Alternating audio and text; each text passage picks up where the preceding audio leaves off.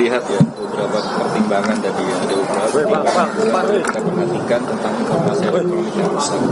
Karena sejatinya kan informasinya kalau itu adalah tadi disampaikan oleh hakim bahwa apa yang ada dalam DVR dan kopian itu juga sama. Ya. Maka kita harus juga artikan bahwa apa video yang ada dalam hard disk itu kan tidak rusak, sehingga tidak dapat dikatakan bahwa informasi elektronik itu rusak. Nah itu yang hal yang menurut saya perlu kita highlight ya satu. Tapi hal yang lain adalah perlu kita highlight adalah tentang bagaimana penilaian hakim tentang pasal 33 gitu. Yang ini kan banyak pengamat yang melihat ini akan pasal 33 ya, ternyata juga hakim dengan berani menyatakan enggak, karena bahwa laptop itu bukanlah termasuk dalam pengertian sistem elektronik. Nah itu yang harus kita highlight ya, beberapa hal yang disampaikan oleh majelis hakim. Itu sih dua hal yang penting menurut saya.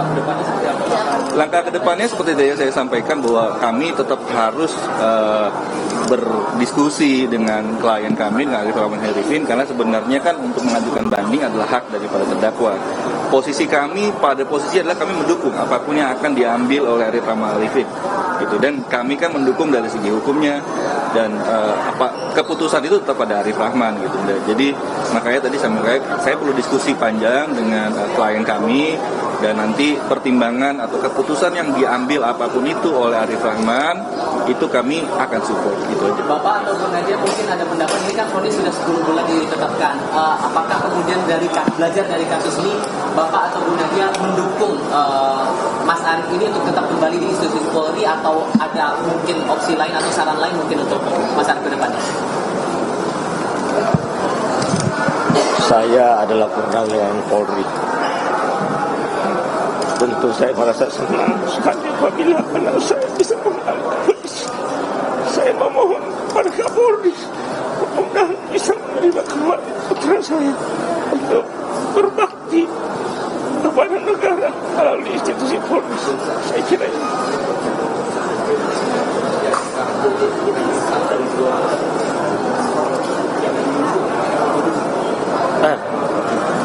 Saya kira kalau ini proses daripada lawyer saya, pembela ini sudah memberikan semuanya, dan itu sudah terbukti dalam persidangan. Jadi saya tidak usah menanggapi. Cukup ya, kayaknya.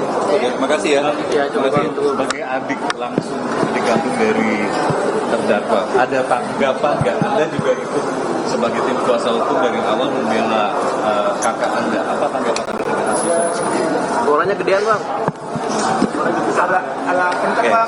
Kencang bang. Rekan-rekan media yang mengikuti persidangan selama ini.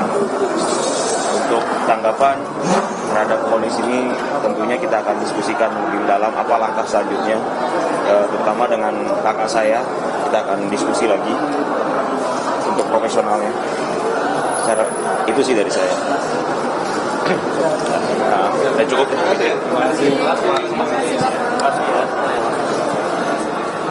Itu tadi hal yang disampaikan oleh keluarga dan juga penasehat hukum dari Arif Rahman Arifin.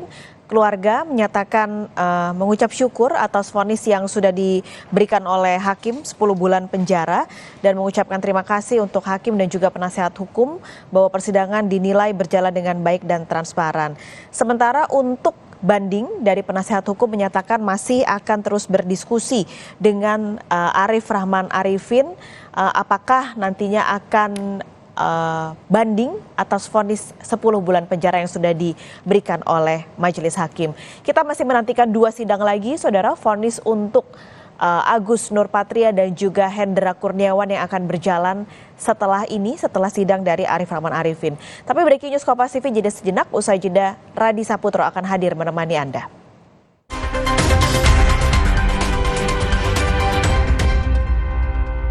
Hey, Aramaru Teja Sase, Maru Teja Sase.